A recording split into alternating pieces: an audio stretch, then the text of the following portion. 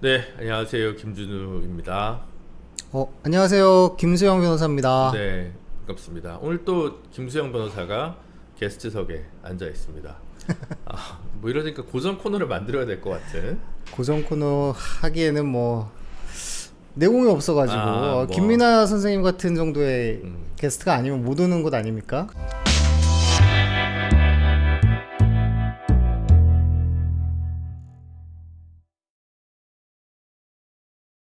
또 벌써 오늘 김민아 선생 안 나와서 조회수 떨어지는 소리가. 왜 그러시는 거야? 이게 저희 잘못이에요. 저희 잘못이에요. 그래요? 네. 저희가 이제 월요일 날 촬영을 기본으로 하다가 제 사정으로 목요일로 변경을 하기로 했습니다. 오늘은 금요일인데?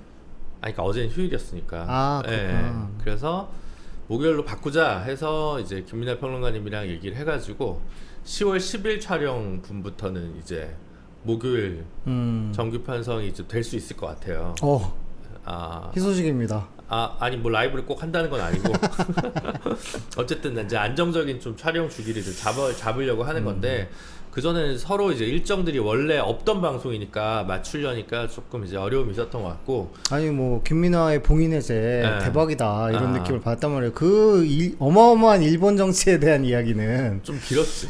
좀 길긴 했어요. 좀 길었어. 그래도 생각보다. 많은 분들에게 새로운 좀 저도 정보와. 사실은 그렇고 요즘 많은 댓글도 달아주시는데 김민하 평론가 말을 안 끊어도 좋다. 그래서 그 기존을 계속 이어가고 있습니다. 근데 이거를 조금 묘미를 살리려면 생방보다는 편집이 좀 필요한 거 아닌가. 당분간 녹화 방송을 하는 것으로 일단은 그런 생각을 가지고 있습니다. 네.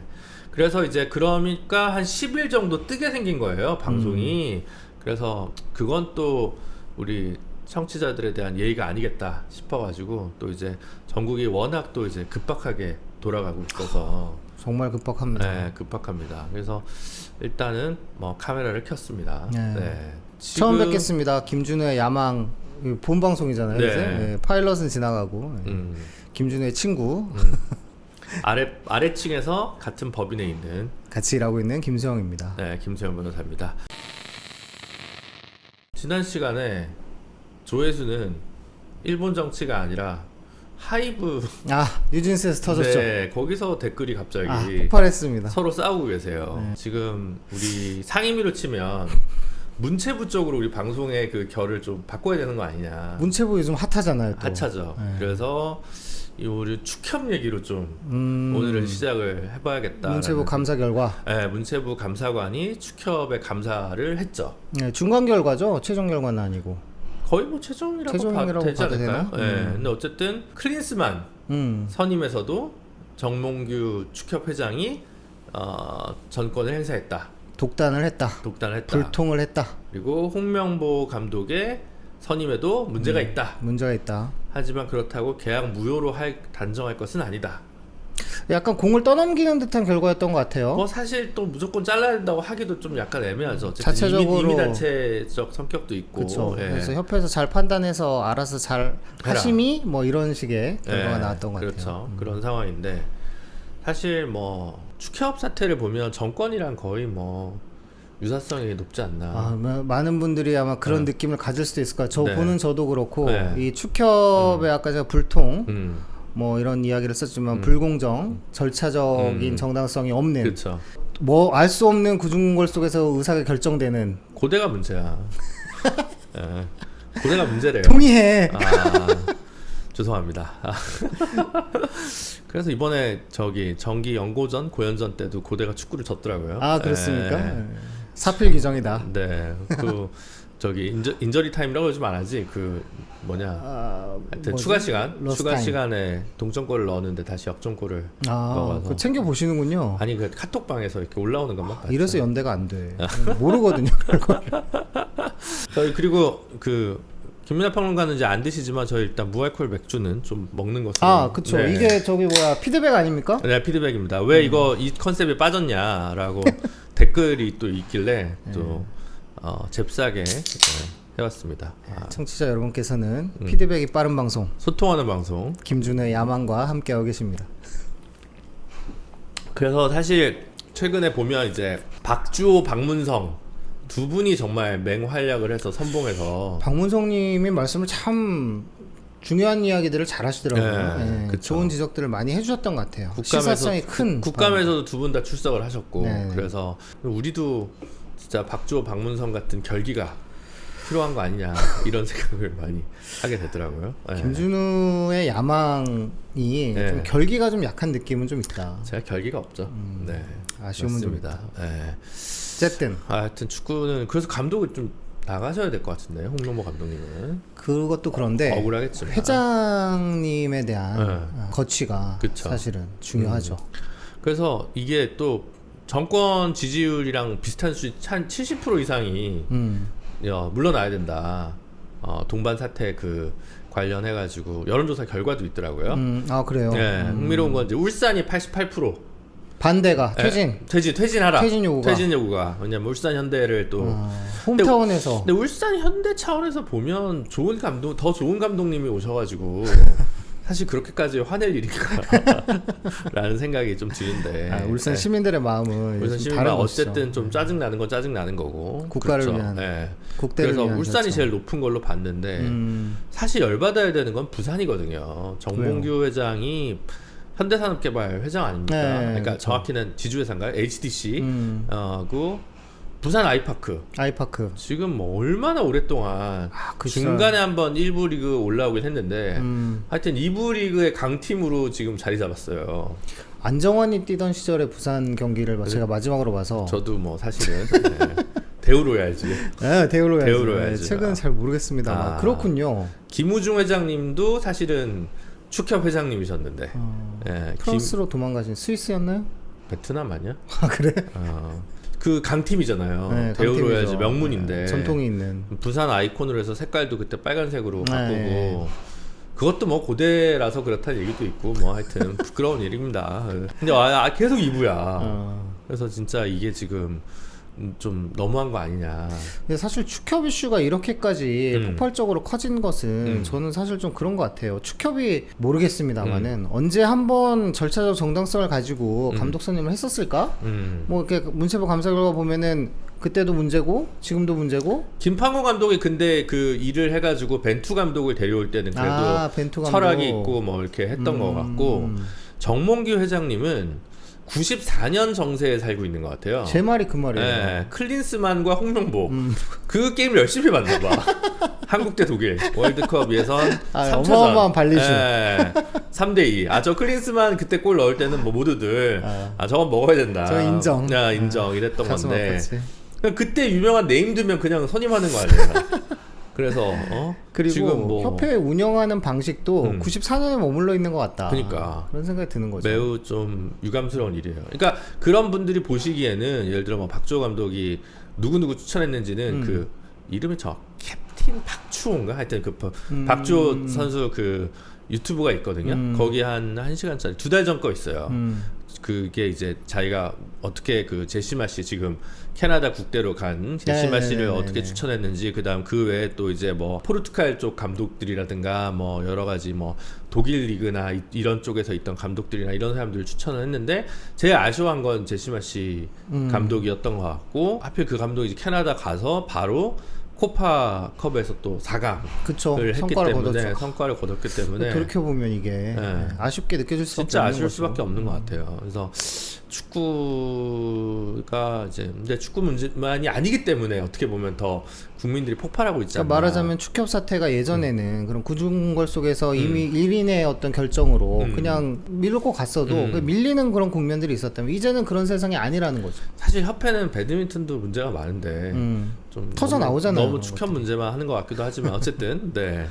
그래서 이 문제는 어쨌든 좀 빨리 해결을 봐야 되고 근데 축협은 현실적으로 법적으로 어떻게 할 수 있는 방법은 없어요, 사실. 임의단체잖아요. 여론에 의해서 이제 물론 이제 그게 아마 그럴걸요. 그 나라 예산이 대한체육회를 통해서 또 축협으로도 일부 갈 텐데 네네네. 어쨌든 정치 중립 의무 때문에 그렇죠. 공공기관으로는 대한체육회도 편성이 아마 못 되고 뭐 그러다 보니까 또 이제 부패나 뭐 이런 문제들이 계속 비리나 이런 문제들이 이제 이슈가 되는 것 같은데 현실적으로는 끌어내릴 방법이 없잖아요.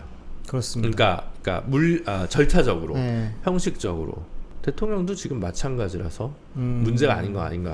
제도와 정치가 저 경험도 있잖아요. 아니 어쨌든 기시감이 좀 드는 게 있어요. 일단 이 첫 번째로 축협과 윤석열 정부 사이에 어떤 공통점들이 상당히 좀 있는 거 아닌가. 특히 이제 구중궁궐에서 아무렇게나 공천한다든가 뭐 이런 문제들 때문에 더 이게 폭발력이 있는 것 같은데 좀 어떻게 결자해질 그럼 막 쳐봐요. 홍명보 사태 기사가 떠.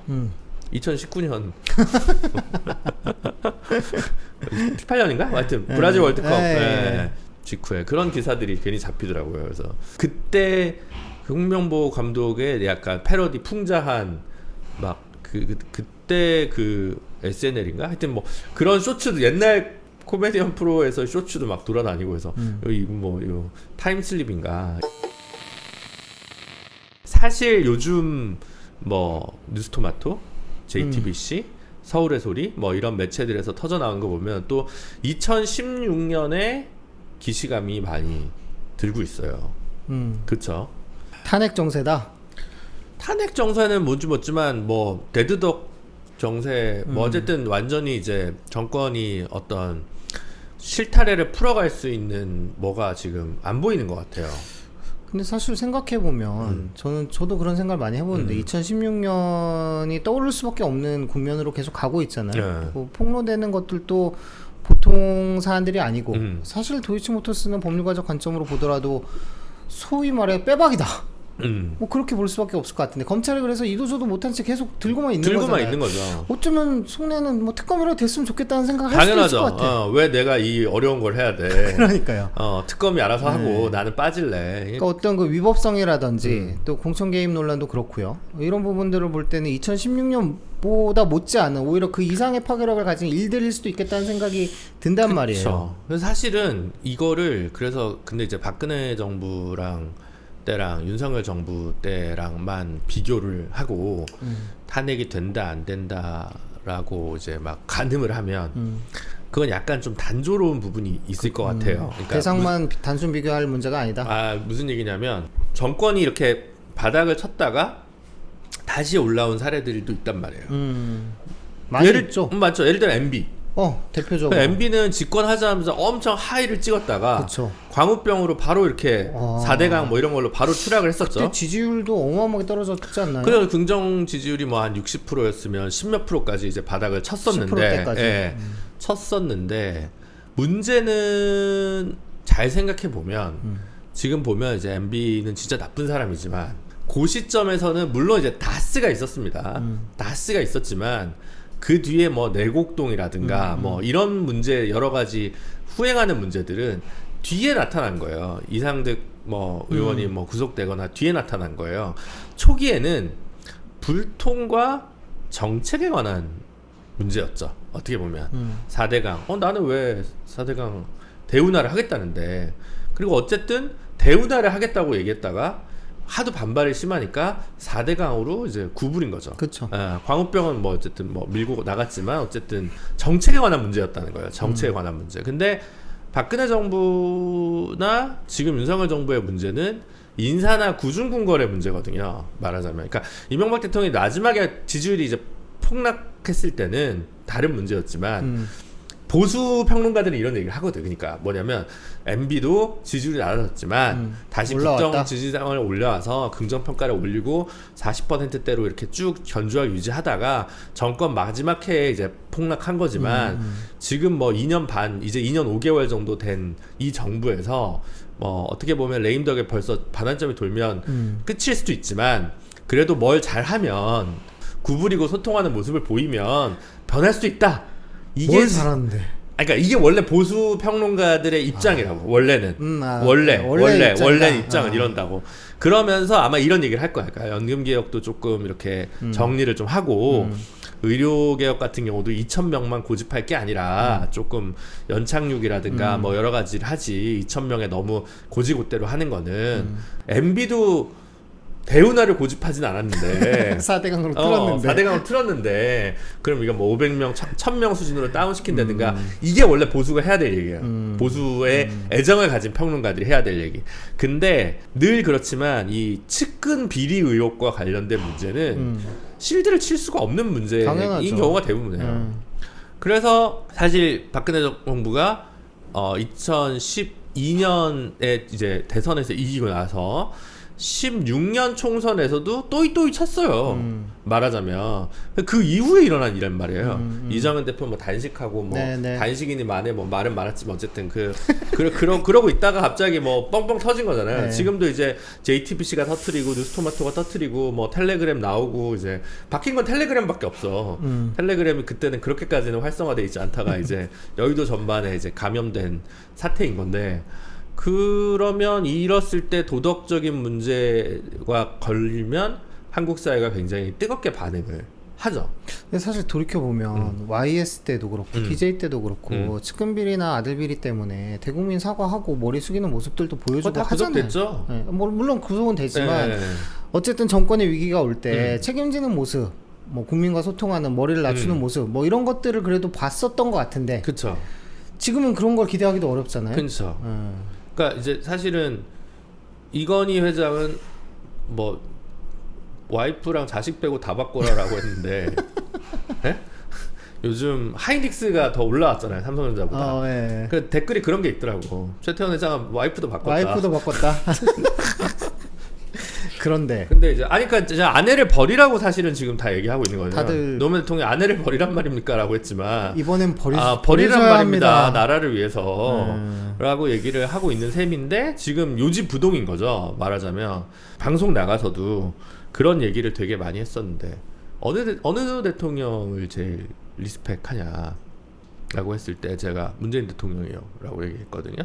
아, 문재인 대통령 시절 아닙니까? 아니 근데 어쨌든 그러니까 제가 봤을 때는 그 역대 대통령 중에 가장 부패 지수가 가장 극도로 낮았다. 대통령이다. 굉장히 엄격했다고 하죠. 그렇죠. 뭐 전두환 뭐 말할 것도 없고 뭐 저기 노태우 뭐 하여튼 그거 군부 정권이랑 비교하는 건 또 다른 그건 분들한테 다른 문제고. 신뢰니까. 근데 뭐 어쨌든 늘 반복해서 말씀드리지만 YS 김현철 구속. 제 대학교 1학년 때 처음 외친 구호 중에 하나였던 것 같아요. 한보비리 규명, 김현철 구속, 김영삼 퇴진, 뭐 이런 걸로 시작했던 것 같은데 김대중 대통령 아들 셋 다 구속됐었고, 그렇죠. 그 다음에 이제 그 노무현 대통령 노건평 맞아. 형님 구속됐었고, 그 다음에 이명박 대통령 이상득 형님 했었고. 그래서 가족이 없어서 깨끗할 거라고 믿어왔던 생각했는데 박근혜 대통령은 의외 제3자의 인물이 나타나면서 제3자인데 경제 공동체 같은 가족 공동체 같은 유사가족이 있었다는 유사가족 거죠. 모델로 해서 또 문제가 됐잖아요. 이 측근비리라는 건 진짜 어쩔 수가 없나 봐. 그러니까 그런 면에서 봤을 때 문재인 대통령이 그 부분에서 되게 좀 그 점은 점수를 좀 받아야 평가할 된다. 수 있다. 사람들은 이제 그게 상식이 됐다라고 얘기를 했는데 이 또 상식이 지켜지지 않는 아니라는 정권이 거죠. 새로 또 나타나다 보니까 이 문제가 또 이제 벌어지는 것 같거든요, 사실은. 그래서 이 측근 비리 부패 문제는 사실은 단호하게 좀 끊어내지 않으면 사실은 남미에 있는 뭐 많은 흔히 이제 한국 사회에서 좌파라고 혹은 진보라고 알려진 정당들 같은 경우도 그런 혐의들 때문에 굉장히 이제 문제가 된 사례들도 되게 비일비재하거든요. 사실은 해결책은 솔루션 명백하죠. 그죠? 아내를 말이라는 말이 좀 웃기긴 한데 수사는 수사대로 진행될 수 있도록 하고 그 결과에 따르고 사과할 일 있으면 아내 그러니까. 되는 사람의 문제에 대해서 깊이 있게 사과하고 진정성 있게 사과하고 2년 반이나 아직 남아있는데 오히려 옛날 같으면 죄송합니다라고 얘기하고 제 수사권이 미치지 않도록 제 배우자 문제와 관련해서 특검을 도입하겠습니다. 제 말이요. 이렇게 정권을 이제 오히려 역으로 돌파를 해야 되는데 맞습니다. 전혀 그럴 생각이 없고 그런 면에서 봤을 때 아니 재산 공개하면 김건희 여사가 훨씬 많잖아요. 무슨 얘기 하시려는 거예요? 근데 이제 대통령 되셨으면 연금이 나올 거고 소주값은 나올 텐데 그렇게 노후 대비를 그런 식으로 하시나? 근데 그럼에도 불구하고 지금 이제 한국갤럽 보면 지지율이 긍정평가가 지금 저희가 오늘 방송을 찍고 있는 게 10월 4일이고 갤럽은 금요일마다 나오니까 10월 5일 지난 금요일 지난 금요일 거까지만 보면 24, 25 이 정도를 찍고 있어요. 2주 연속. 24% 정도 되는 것 같더라고요. 그 정도 찍고 있는데 아직 20%의 벽은 안 뚫리긴 했습니다만. 그거 이번 주에 뚫리네 마네 뭐 이래가지고. 어쨌든 요즘 계속 지금 뭐 터져 나오니까 언론에서 이제 나오고 이제 더 나오지 않을까요? 그러니까 제가 무슨 정보가 있어서 그런 게 아니라 이렇게 하나 터지기 시작하면 이렇게 본물 터지듯이 막 이렇게 터져 나오잖아요. 뉴스 보기가 겁나요. 워낙 많은 얘기들이 쏟아져 나오는데. 겁나지 않잖아. 우리가 뭐 잘못한 건 없는데 겁이 나? 짜증이 나지. 맞아. 너무 짜쳐. 짜치잖아. 수준이. 너무 짜쳐. 수준도 너무 이해하고 이러니까 짜증나니까 보기가 싫은 수는 있는데 거기다가 이제 좀 있으면 또 뭐 재보궐 선거라든가 뭐 이런 결과들까지 이제 따다다닥 되면서 이제 더 이제 빌드업이랄까 심화가 될 것 같다라는 생각을 많이 그쵸. 하는데 근데 네, 그렇다고 탄핵이 될 거냐? 저도 그게 좀 궁금해요. 그러니까 뭐 느낌적인 느낌으로 2016년과 많이 다르다는 생각을 떨칠 수가 없거든요. 그러니까 왜냐면 아까도 말씀드렸지만 이 사안의 중대성과 위법성의 정도는 어쩌면 2016년보다 더한 거 아닌가라는 생각까지도 드는데 탄핵 결정을 하기에는 아직 뭐가 좀 덜 쌓였죠. 덜 쌓였죠. 근데 국민적인 분노와 여론이나 이런 것들은 사실은 더하면 더하지 덜하지 않지 않나라는 생각도 드는 게 왜냐면은 아까 우리가 또 이야기하다가 좀 문득 생각난 게 MB 이야기가 나왔었는데 MB에 대해서는 사실 사람들이 기대하는 게 도덕성에 대해서 별로 기대하지 않았단 말이에요. 그런 시절이 있었죠. 때 보여줬던 불도저 같은 것들을 계속 기대하는 국면들이 있다 보니까 회복되는 것들이 있었는데 윤석열 정부는 불도저는 불도저인데 기대감이 없는 뭐 하고 싶은 게 없으니까 네, 뭘 하려는지도 모르겠고 뭘 하려는 게 없는 사람이었죠. 그게 문제인데 문제는 그러니까 지지철회가 훨씬 더 빠르게 온다 이거예요. 아니 그거는 그런데 이제 유시민 작가 같은 분들도 보면 아니 그냥 뭐 불기소를 하고 정리를 하는 걸로 그분은 그런 얘기 하는 것 같아. 이 박사 모델 이승만처럼 네가 가라 하와이를 보내고 기소는 하지 않고 그렇게 묻어두는 라는 방식으로 해서 정권을 끝내자 이런 정치적 협상도 가능한 거 아니야 뭐 이런 얘기 하시는 것 같아요. 그러한 걸 수용할 퍼스널리티도 아니죠. 윤석열 대통령이라고 하는 사람이. 그럴 거면 벌써 특검을 받았지. 그거는 이제 말이 안 되는 것 같고 그러면 다른 요인들을 좀 봐야 될 텐데 그렇다고 패배주의적으로 그냥 아니 뭐 안 될 거야 이렇게 문제를 속단하고 넘어갈 수도 없는 거 아니냐.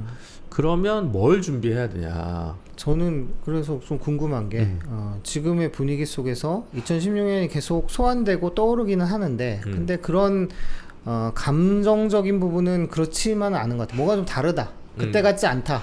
끓는 점이 좀 더 예전보다 끌어오르긴 했는데 그냥 맞아요. 윤석열 실화 아니라 총선에서 이미 심판했는데 총선에서 심판하고 나서도 국정 운영 기조가 전혀 바뀌지 않아. 그래서 한 번 더 사람들이 이제 열받았어. 그러다가 뭐 김대남 녹취록, 명태균 녹취록 뭐 이런 거 나오고 뭐 심지어 이제 국악방송 뭐 무슨 뭐 이상한 거에 뭐 단독으로 관람을 김건희가 했다. 그것도 황당한 일이잖아요. 그것까지 이렇게 무슨 뭐 이조시대야. 그래가지고 그것까지 이제 올라오고 나니까 이제 사람들이 이제 더 열받기 시작한 건 맞아요. 임계점을 넘어서는 분노가 있기는 한 것 같아. 임계를 넘었나 근데 근데 나는 근데 그게 좀 모르겠는 거야. 뭐 다르다는 느낌은 또 있어요. 끓는 점이 오기가 물론 2016년에도 처음부터 우리가 광화문에 갔을 때 이게 될 거라고 생각하진 않았잖아요. 임계라는 게 정말로 탄핵으로 가는 임계점이냐라는 의미는 아니더라도 어쨌든 국민의 분노가 2016년을 자꾸 소환시킬 정도의 가을락말락하고는 있는 것 같다. 근데 이제 그런 상황에서 플레이어들이 각각 할 일이 있는데 지금은 그냥 예를 들어 탐사 보도와 공익 제보를 그냥 기다리면서 좋아요 누르고 댓글 다는 거, 그 다음에 주말에 집회 가는 거만 가지고 일이 되진 않을 거 아니에요. 뭔가 좀 이렇게 변화의 시나리오가 여러 가지가 있어야 될 것 같고 변화의 시나리오가 괜찮아야 더 설득력이 있을 것 같고 그런 상황에서 그리고 제일 중요한 건 네. 그런 변화의 시나리오와 이런 청사진들이 누군가에게 투영되고 컨센서스가 형성되고 그런 걸 위탁할 수 있는 상징적 인물이 있어야 되죠. 제일 중요한 인물이 이제 일단은 두 명이 나타날 수밖에 없을 것 같아요. 이재명, 한동훈. 이 두 명이 이제 있는데 그러면 이재명, 한동훈이 2016년의 플레이어들이랑 비교하면 뭐가 같고 다르냐. 그렇죠. 그런 그거잖아요. 이야기를 좀 해보고 그 싶어요. 이야기가 필요한 것 같아요. 그러니까 사실은 이재명 대표로는 설득이 안 되는 민주당 비주류나 좀 더 왼쪽의 진보나 중도층이나가 있는 건 사실인 것 같아요. 이거 뭐 또 이렇게 얘기하면 또 뭐 이재명 강성 지지자층 분께서는 야 너희 뭐 정신 못 차렸다 뭐 이렇게 얘기하시겠지만 아니, 저는 그렇게 생각해요. 이게 탄핵이라는 거는 한 75% 80%의 국민들이 합의하는 어떤 그런 정치적 변화라고 생각하거든요. 근데 예를 들면 이걸 해서 그러면 이재명이 대통령이 돼? 싫은데? 그러면 이재명 대표 입장에서는 민주당 입장이 아니라 이재명 대표 입장에서는 이거의 변곡점을 넘으려면 일단은 11월에 있는 두 개의 재판 선고 결과가 맞아요. 나머지는 지금 본인이 어떻게 할 수 있는 문제가 아니란 말이에요. 작년처럼 지금 단식할 건 아니잖아요. 본인은 본인 나름대로 굉장히 그때 승부수를 던져가지고 당을 되게 빠르게 장악했단 말이에요. 그런 상황이긴 한데 그래서 첫 번째로는 어쨌든 이 사법 리스크 있는 야당 지도자 뭐 이제 죄송합니다만 하위 버전으로 조국 대표까지 해서 사법 리스크가 있잖아. 야당의 가장 큰 두 당의 대표자가 둘 다 사법 리스크가 있어. 이게 이제 그럼 대안이 뭐야? 라고 했을 때 생겨나는 문제가 있을 수 있겠다라는 생각이 일단 첫 번째로 들어요. 야, 너 지금 이재명 대표를 뭐 갈아치우란 얘기냐? 뭐 이렇게 이제 생각하실 수 있는데 아니 그거는 뭐 민주당이나 이재명 대표가 얘기할 문제고 그거 말고도 민주당 혹은 진보 정당들 혹은 진보적 시민사회가 해야 되는 고민은 또 별도로 하나가 저는 또 있다고 생각을 좀 하는데 그게 이제 최근에 드러나는 형국이 금투세 문제에서 약간 투영되고 있는 게 아닌가라는 생각을 하거든요. 그러니까 한편으로는 정부의 부자 감세 정책을 강하게 비판하면서 금투세 폐지와 관련해서는 시행파와 유예파가 민주당 안에서 이제 부딪히고 있단 말이죠. 유예파의 목소리가 좀 더 큰 것 같던데. 네. 그럼 그런 상황에서 뭐 이재명 대표 본인도 약간 유예적인 입장을 왔다 갔다 하시는 것 같아요. 그러니까 뭐냐면 그러면 윤석열 정부는 되게 무능한데 그러면 진보파 혹은 민주당 혹은 민주진보파에게 다시 정권을 주면 어떤 세상을 보여줄 거니? 너무 중요한 말인 것 같아요. 네. 그러니까 사실은 2016년만 하더라도 우리는 이게 나라냐라는 질문이 있었단 말이에요. 이게 나라냐에 대해서 대답을 듣고 싶었고 대답을 해줄 누군가를 기대했었어요. 그쵸. 막연한 기대감일지언정 기대감이 있었단 말이에요. 실제로 해봤단 말이에요. 그러고 나서 5년이 지났고 지금 이 꼴이 된 거죠. 근데 이게 불과 5년 전 일이라면은 그러니까. 근데 한국 사회의 분위기는 해보자라는 것보다는 약간 내려가고 있잖아요. 이 나라 미래가 있냐. 출산율도 그렇고 뭐 이민 가고 성장률도 사실 정체될 수밖에 없는 정도의 자본주의적 발달이 이미 된 사회이기도 투자도 하고. 야 한국은 답이 없으니까 국장은 안 된다. 미장으로 가라. 다 이제 이렇게 얘기를 하고 있잖아요. 그래서 사실은 민주화 이후에 역대 대통령 중에 취임 시기에 가장 긍정 평가율이 높았던 건 문재인 정부입니다. 그죠? 근데 문재인 정부 80%? 마지막에 42%였을 거예요. 근데 취임 초에는 뭐 7, 80% 찍었으니까. 그러면 문재인 대통령이 못한 거, 문재인 대통령이 못했다기보다는 문재인 정부에서 못한 거, 넘어진 부분이 있잖아. 넘어진 거를 어떻게 그러면 털고 상처를 아물고 다시 나갈까에 대한 비전. 이 비전의 문제에 있어서 그게 민주당이든 이재명 대표든 뭐 김동연 지사든 뭐 저희처럼 원외가 된 정의당 진보 정당이든 다 어떤 그림을 제시를 못하고 있다고 저는 생각을 하거든요. 네, 그게 사실 한국 사회의 어떤 위기의 단순 위기의 문제가 아니라 이 위기를 그럼 어떻게 해결할 건데 다 위기라고 해. 처방전이나 원칙은 다 있어. 사실 제가 봤을 때는 다 있죠. 뭐 정책이 없겠어요. 근데 어떨 때는 그 정책들이 실제로 구현되는 과정에서의 디테일이나 뭐 이제 현실 착근성이나 유연성이나 아니면 그 일의 순서 그리고 그 일을 집행할 수 있는 사람들 이런 것들이 종합적인 종합 예술이어야 되는데 사실 그런 부분에서 넘어진 게 있거든요. 예를 들면 문재인 정부는 정말 노무현 정부에서 못했던 걸 잘하고 싶었단 말이에요. 근데 또 실패했단 말이에요. 뭐 1. 부동산 2. 검찰개혁. 그렇죠. 부동산과 검찰 개혁을 하고자 했으나 두 개 다 실패. 그 두 개를 너무 하고 싶었는데 너무 잘하고 싶었는데 의지가 없었던 것도 아닌데 잘 못했어요. 말하자면. 그러면 지금 와서 부동산 정책 뭡니까? 라고 얘기하면 그렇게 세게 얘기를 안 해요. 잡겠습니다. 안 잡겠습니다. 이제 얘기를 안 해. 회피하기 시작했다니까요.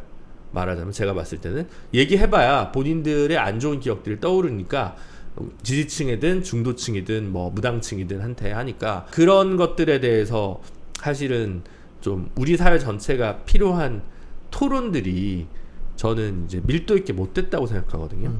그래서 저는 역대 정부 중에 특히 그 행정부의 수반으로서나 정치적인 도덕적인 면에 있어서 문재인 대통령을 그래도 상당히 높게 평가하지만 그거랑 별개로 우리 사회가 지금 문재인 정부 평가를 지금 되게 잘 해야 된다. 정리해보면 2016년과 지금의 차이점이 있다라면 핵심은 2016년에 가졌었던 기대감 같은 것들이 한번 실천해봤고 실패해봤던 경험들 속에서 이번에 열린 이 국면에서는 그게 평가가 되고 그쵸. 다른 청사진이 보여지지 않는 이상 그쵸. 이 임계를 넘어가는 폭발이 되게 어렵다라는 생각이 듭니다. 그게 사실은 2012년 대선에 대한 복귀인 거죠.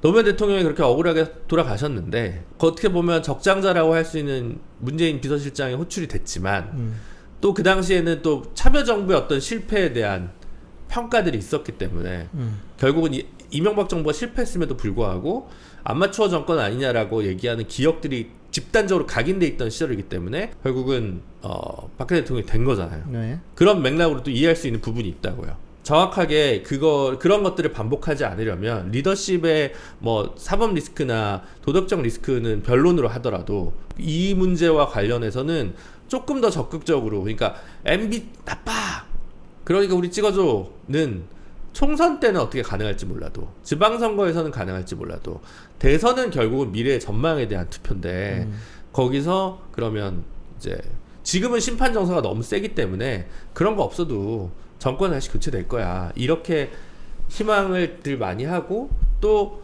보수도 그런 얘기를 많이 해요.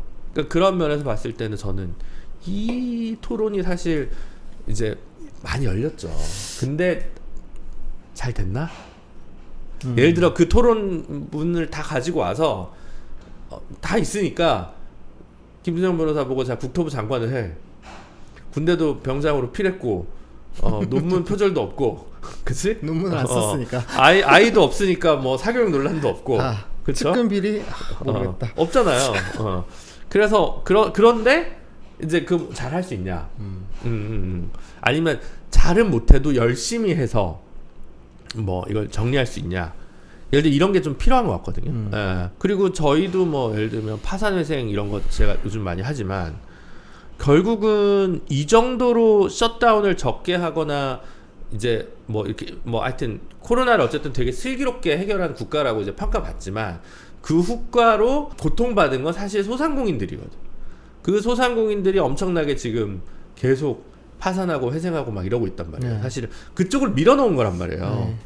대기업은 크게 손해본 게 없어요. 자산은 범람했고 막 난리가 났단 말이야. 코로나로 인해서 양극화가 더 심화되거나 햇빛을 받은 곳과 그늘진 곳이 다른데 그럼 여기에 대한 반성적 평가는 어떻게 할 거냐. 다른 나라에 비해서 유례 없이 적은 돈을 썼어요. 그래서 칭찬받은 거야. 돈을 적게 쓰고도 이렇게 했다는 거를.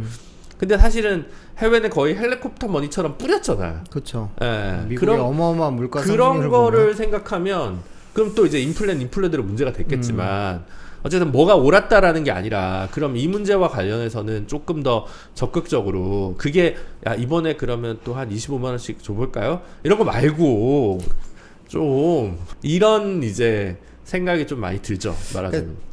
같은 얘기를 한 번 더 정리를 해볼 수 있을 것 같은데 어떤 그런 비전과 청사진이라는 것들이 논의되지 않고 그 전 단계로서의 평가가 제대로 되지 않는 상태에서 이 모든 문제들이 터져 나오는 것들에 대해서 피로감을 느끼는 국민들도 있는 것 같아요. 뭐냐면 정말 여러 번 거론됐던 책 제목인데 저쪽이 싫어서 하는 민주주의라는 느낌. 그러니까 이게 어떤 국가의 이게 나라냐 국가의 미래가 어디에 있느냐 이렇게 될 수 있겠느냐라는 방식으로 밀고 긍정적인 담론으로 간다기보다 저거 봐라 저건 진짜 아니다 못 봐주겠다. 그러니까 뭐 이러면 약간 이게 정쟁처럼 느껴지는 경우 정쟁을 위한 정쟁이죠. 느낌이 있는 거예요. 필요한 정쟁이 아니라 필요한 정쟁이 아니라 아니 진보가 얘기한 것 중에 현실 접근성이 떨어져서 후퇴해야 되는 정책이 생겨날 수도 있어요. 예를 들어 뭐 민변에서도 내부 논란 논쟁이 있지만 뭐 법관 임용 7년으로 지금 가려다가 5년으로 빠꾸 한 거잖아요. 네. 민주당이 이번에 통과시켰잖아요. 네. 말하자면 실현해보니까 생기는 장단이 있어서 결국 이제 그 정도로 절충이 된 거 아니에요? 저는 이제 법관 증언을 좀 빨리 해야 된다고 하는 쪽이긴 한데 어쨌든 그런 것처럼 이걸 위한 밀도 있는 토론이 되게 부족한 부분이 이르니까 뭐 저쪽이 싫어서 하는 민주주의가 문제가 아니라 지금 장강명 작가의 그 한국이 싫어서 다 떠나고 드라마로 제작되고 있더라고요. 정치에서 철수하는 거죠. 공동체에서 철수하는 거죠. 그게 더 문제일 수도 있겠다는 생각이 드는 거예요. 그러니까 제가 저쪽이 나 이쪽이 나 이런 상대평가로 선거는 이루어지는데 현실은 퀄리티가 굉장히 낮아지고 있다. 벤투 감독에서 클린스만 감독의 축구를 퇴화하고 있는 거랑 그러니까 비슷한 거 아니냐. 그래서 홍명보를 강행하고 있다 지금. 그러니까 지금 장난 아니냐고. 한국 축구 지금 뭐 이제 빼자는 얘기는 아니지만 최근에 뭐 예를 들어 지금 포항에 있다가 서울로 옮긴 김기동 감독이나 광주에 있는 이정효 감독이나 좋은 감독들이 있단 말이에요. 좋은 정치인 저는 있다고 생각하거든요. 네. 근데 하필 좀 이렇게 리스크가 크고 뭐 이런 분들이 좀 위에 있어가지고 좀 그런 부분들도 있지만 결국 중요한 거는 축구 철학, 아니 정치 철학이 되게 중요하다. 정치 철학이 되게 중요하다. 근데 그거에서는 엄밀한 평가가 필요하다. 저는 그래서 부동산 정책에 대해서는 반드시 평가와 향후 계획들을 내야 될 것 같다는 생각이 드는 게 부동산이 왜 중요했겠습니까? 우리 사회 불평등의 핵심이잖아요.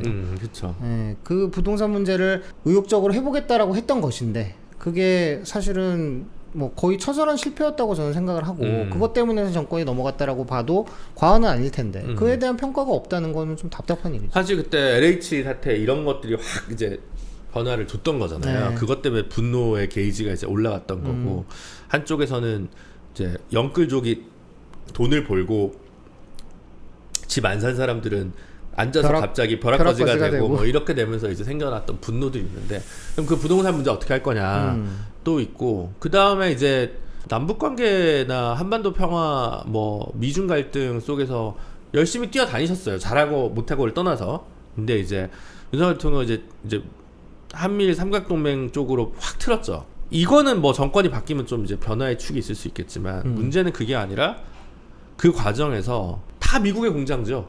삼성이든 SK든 다 그쵸? 미국에 막 짓고 있는 거예요. 그러면 베트남도 아니고 이제 미국에 짓더라고요. 낙수 효과가 미국에서 지금 미시시피 강에 흘러 지금 낙수가 지금 낙동강이랑 한강에서 더 이상 안 흐르는 거 아니에요. 말하자면 낙수가 있어야 될 거 아니에요. 대기업 낙수 이론이 완전 말도 안 되는 일은 아닐 수 있죠. 예를 들면 아니 현대가 울산을 먹여 살렸고 예를 들면 중공업이 거제도를 뭘로 살렸고 뭐 이런 것들이 있잖아요. 지금도 삼성이 결국은 수원, 화성, 동탄, 뭐 용인, 기흥 이거 다 지금 먹여 살린다고 칩시다. 그러면 이제 결론이잖아. 뭐야 대기업이 부족하다. 대기업이 부족해. 왜냐면 그럼 나머지 어디 가는데? 언제적 삼성현대가 아직도 삼성. 아니 그럼 전라도에 뭐가 있냐고. 그 물론 저 캐스퍼 부영건설. 그러니까 하림이 있습니다. 하림이 있구나. 근데 어쨌든 그걸로는 안 되고 그러면 가장 일자리를 많이 창출하는 건 제조업인데 제조업 공장을 새로 짓는데 그걸 미국으로 지으니까 그러면 한국 자본이 돈을 벌었는데 그 낙수 효과가 한국으로 오는 게 아니라 물론 이제 삼성은 뭐 계속 뭐 짓는 건 있습니다만 그럼에도 불구하고 상당한 일자리 창출이 미국에서 되고 있다라고 하면 그 경제 구조 변화 속에서 기업은 자기 살 길을 생존을 그렇게 모색을 하는 거예요. 그러면 정부는 어떻게 해야 되냐? 가계부채가 가장 많은 나라에서 사실 부채가 그것도 이제 부동산 때문에 생긴 부채가 제일 많지만 이런 걸 봤을 때 그러면 앞으로 이 변화 속에서 R&D 예산을 깎고 애들 공대 가지 말고 의대 가라고 다 밀어 넣으면 근데 의료개혁은 하겠다는데 그 방향도 모르겠고 진짜 답답하다. 하여튼 그런 것들이 전반적으로 이제 한번 우리가 평가하고 얘기를 해야 될 게 있는 것 같아요. 그래서 최근에 민주당에서 저 그 토론회 기사를 되게 재밌게 봤어요. 그러니까 금투세 시행파랑 유예파가 함께 의견을 내서 상법 개정안을 내가지고 뭐 주주 충실 의무라든 뭐 하여튼 그 상법 개정안을 추진하겠다고 김남근 의원, 뭐 오기영 의원 뭐 이런 분들이 이제 일터서 이소영 의원 이런 분들이 이제 하는 것 같더라고요.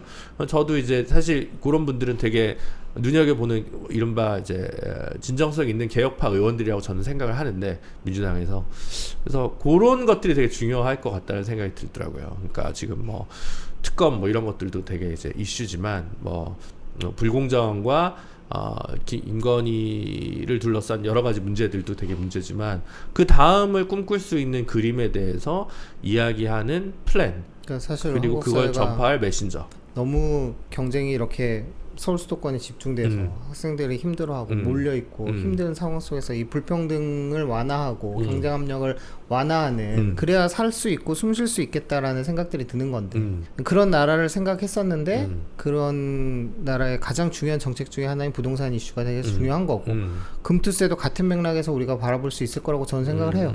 근데 오늘 민주당 의원총회에 있지 않았나요? 금투세 논의한다고 하던데. 그래. 기사 결정이 유예로 날지 어떻게 날지 유예로 날 것 같아요. 근데 저는. 그러니까 지금 그게 그 본질은 이러면 한국 국장에 투자하는 개미들의 매력이 그러니까 시장의 매력이 떨어지니까 더 이탈을 부추기고 이제 저기 갈 거다 라는 건데 그러면 한국 그 어떤 증권 시장의 밸류가 왜 이렇게 낮냐라고 생각을 해보면 결국은 사실은 지배구조와 관련된 문제를 건드려서 기업들이 정상적으로 그 좀 혁신할 수 있는 토대를 만들어야 되는데 그냥 뭐 결국은 그럼 이게 또 상속세 논쟁이랑 이어져. 그렇죠. 상속을 하기 위해서 가치를 엉망으로 만드는 거야. 맞아요. 그러니까 그러면 상속세를 폐지해라. 우파의 솔루션은 이제 그렇게 가겠지. 상속세를 폐지해라. 이렇게 갈 거고. 좌파의 솔루션은 뭡니까? 아니 근데 우리는 그런 거죠. 예를 들면 이거 좌파의 문제도 아니야. 그 사실은 우파가 분노해야 되는 거지. LG가 저 에너지 솔루션 분사시키면서 원래 LG 화학에 있던 주주들은 개손해를 본 거잖아요.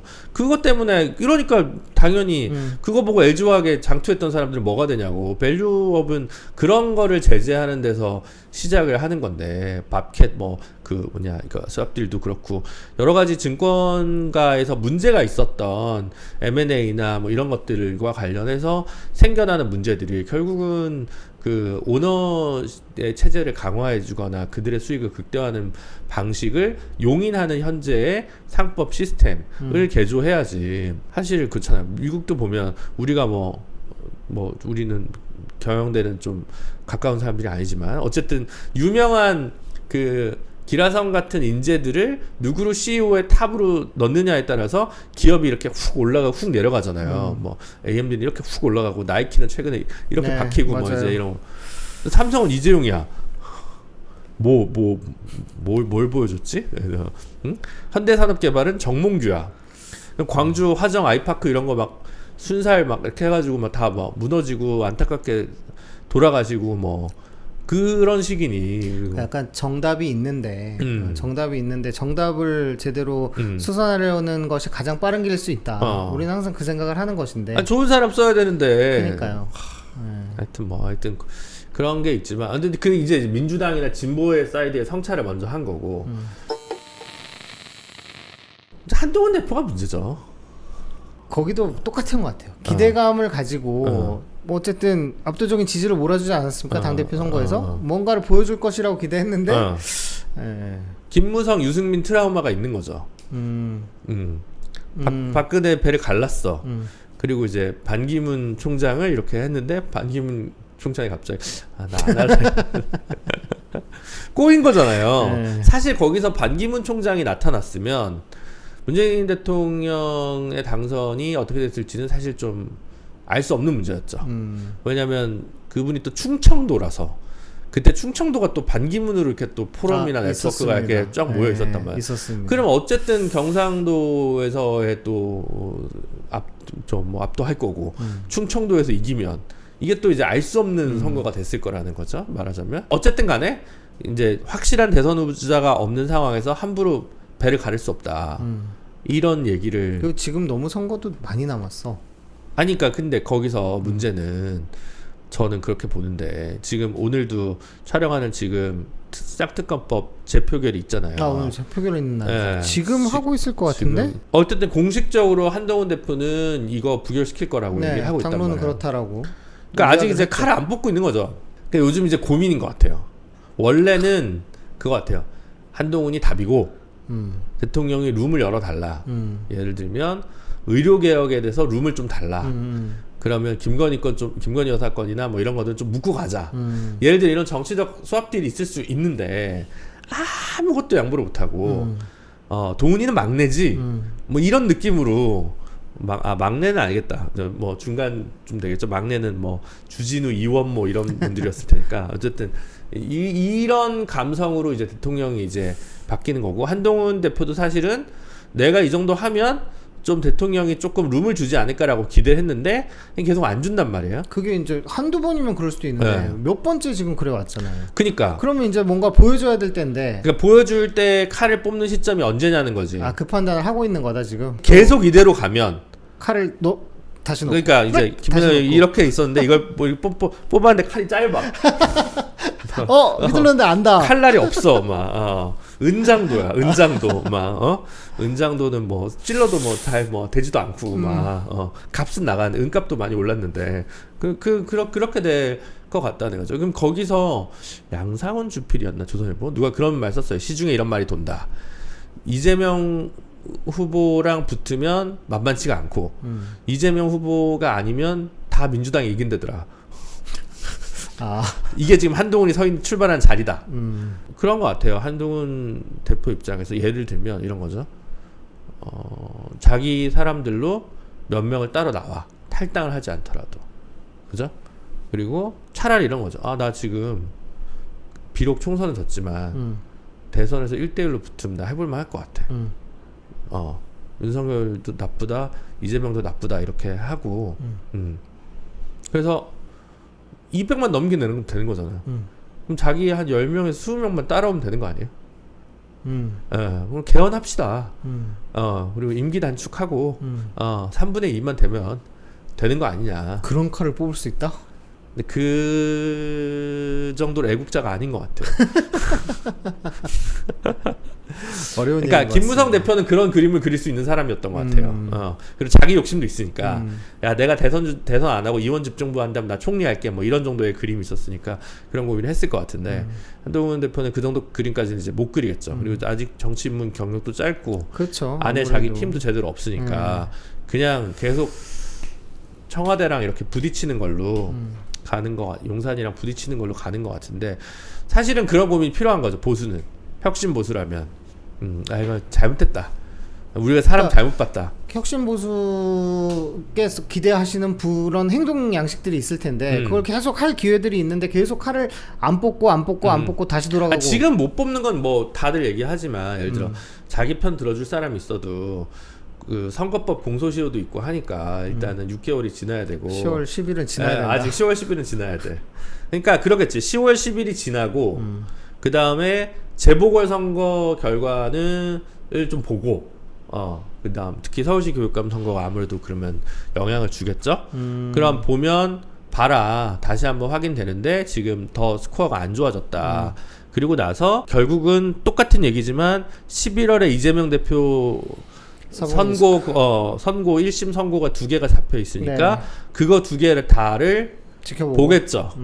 그래서 저는 그때까지가 되게 약간 투톱 이재명 대표나 한동훈 대표의 움직임은 그 전까지는 조금 제한적일 수밖에 없지 않을까. 그럼 우리가 아까 이야기했던 16년 정세와 지금의 차이의 중요한 차이 중에 하나가 미래청사진이 없다라는 점. 이거는 정말 어려운 문제고요. 미래청사진이 없다라기보다는 국민들의 공감을 얻은 어떤 안이 없다는 거겠죠. 말하자면 정확히 얘기하면. 그 시도가 실패했는데 그 실패의 자락에서 네. 지금 다른 평가와 그 계획이 없다라는 거. 이렇게 이야기하는 게 맞겠어요. 그런 부분이 있는 거죠. 네, 두 번째로 그런 것들에 대해서 위탁하고 투영시킬 수 있는 지도자, 어떤 대표자, 우리의 대표라고 선뜻 마음이 갈 만한 사람이 없다라는 점. 그리고 세 번째로 우파 내에서도 분열이 있을 수밖에 없는데 그 75%가 탄핵이잖아요.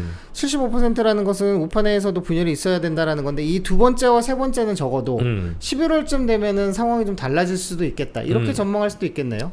그렇죠. 예. 사법 리스크가 만약에 해소된다거나. 그러니까 그런 변화가 있어요. 3월. 그러니까 아니면 공소시효가 끝난 국힘에서의 이제 어떤 다른 흐름이 가시화된다거나. 형성이 돼서 지방선거를 바라보고 뭔가 판을 짜자. 임기를 조금 단축을 시키고 헌법을 개정하고 그럴 수 있겠다. 현직 대통령 임기는 단축하는 국민적인 합의를 새로 만들자. 이대로 계속 저러고 있는 거는 나라가 한 발짝도 미래로 못 나가지 않냐. 라고 가는 게 공동체와 국가를 좀 생각하는 거대 양당이면 해줘야 되는 급의 고민이고 이거를 좌파가 할 고민이 아니라는 게 이제 김민하 선생의 이제 요지인 거지. 이걸 왜 우리가 고민하냐. 적어도 그 세 가지 차이점 중에 네. 첫 번째는 우리가 책임감 있게 고민해야 될 문제 그렇죠. 예. 사실은 그런 그림들에 대해서 진보 정당 혹은 정의당이 그런 거에 대해서 또 이렇게 잘 못 내놓은 거죠.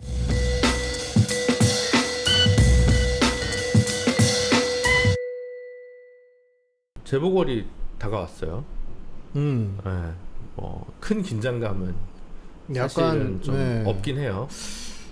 호남이 좀 호남에서는 금수선거? 호남이랑 부산에서 이제 뭐 민주당이랑 조국혁신당이 좀 싸우는 것 같죠. 단일화를 한다 했다가 안 한다고 했다가 그건 부산이고, 예. 부산에서요. 영광이랑 곡성에서는 이제 세게 붙겠죠. 세게 붙고 있고, 예. 상당히 박빙인 것 같더라고요. 예. 여론조사 같은 거가 좀 나온 게 있나요? 보면 특히 곡성 같은 경우는 뭐 1, 2%로 붙어 있으니까 그거야말로 이제 까봐야 아는 선거 국면이 되게 아닌가 싶고 그러다 보니까 양쪽에 다 이렇게 그 지지자들 사이에서 강하게 붙고 뭐 이제 이런 현상들이 좀 벌어지는 게 아닌가 싶어요. 예상할 수 있는 일이기도 하죠, 사실. 그러니까 호남에서는 마음껏 붙자. 그러니까 이제 뭐 민주당이랑 같이 공동정선을 펼치고 있는 조국혁신당이라 하더라도 당연히 당으로서는 이제 그렇게 돼야 될 거고 그러다 보면 또 생겨나는 불협화음들이 또 있을 수밖에 없으니까. 근데 이게 타이트하게 붙었다라는 느낌을 어디서 받냐면 민주당의 메시지가 달라지고 있는 거예요. 시간이 가면 갈수록 이건 좀 아니지 않냐 뭐 그러니까. 이런 식의 메시지가 나오고 있잖아요. 이거는 사실 어떻게 보면 지방선거에서의 그 전초전?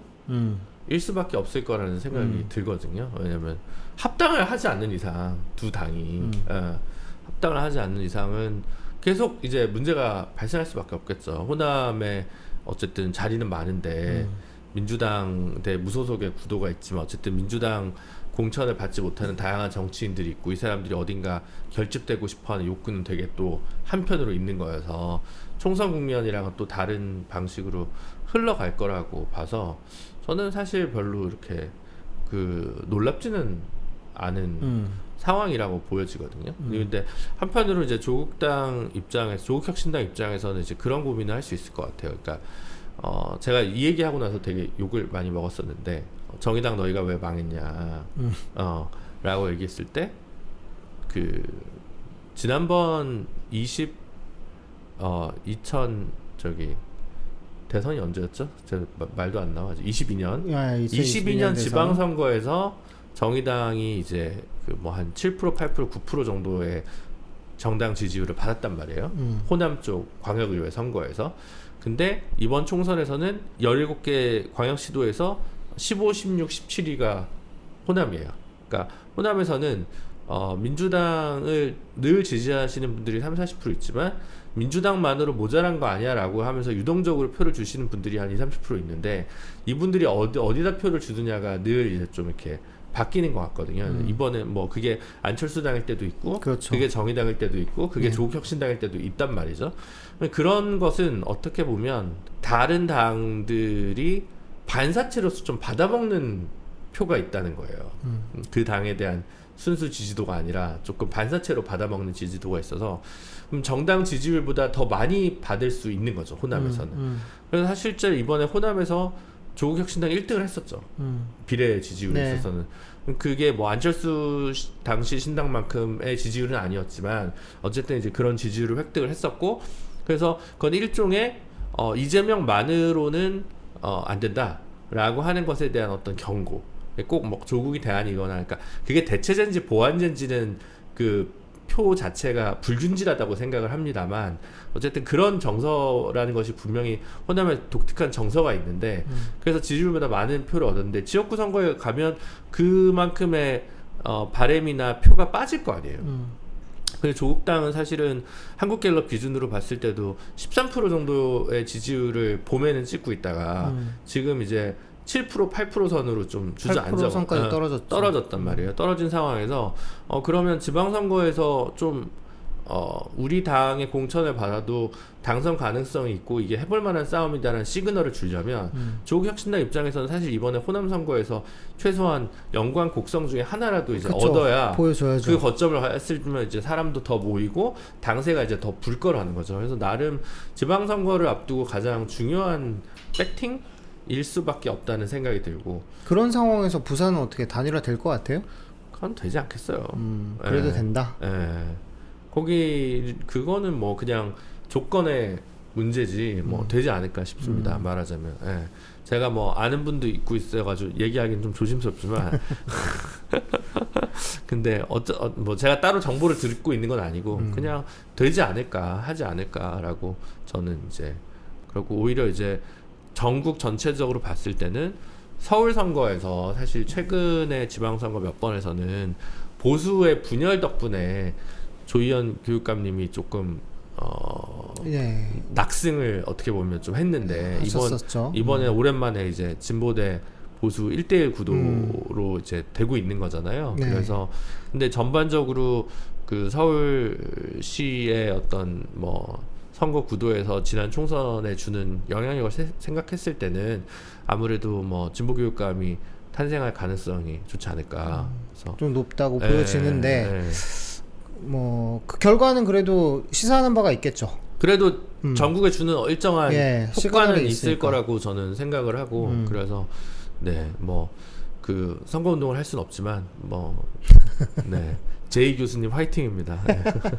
또 초등학교 자녀를 둔 아니 그런 게 아니고 저 인연이 좀 있어요. 그래요? 이렇게 왜냐면 또 그 인연 가지고 투표하고 그러면 안 되는 거 아닙니까? 그 제가 이제 선배 변호사님들이랑 같이 했던 공익 사건 중에 제가 변호사로서 이제 가장 먼저 시작했던 사건, 가장 먼저 대리인단에 이름을 올린 사건이 이제 한센인 인권과 관련된 이제 한센인들 옛날에 강제 낙태, 강제 정관 수술을 했던 것에 대해서 국가에 대해서 손해배상 청구 소송하는 건데 한센인과 관련해서 또 연구를 제이 교수님이 하셨고, 그래서 저희 재판에 전문가 증인으로도 출석을 하셔가지고 각별한 연이 있네요. 네. 저는 또 이제 보수교육감 후보께서 걸고 있는 최고 공약이 뭐 그런 거더라고요. 초등학교 학력 강화를 위해서 일제고사를 다시 도입한다. 뭐 이런 얘기들이 있어서 자녀를 키우는 입장에서 걱정이 좀 들었던 건 아니에요. 내 자녀의 학업 성취도를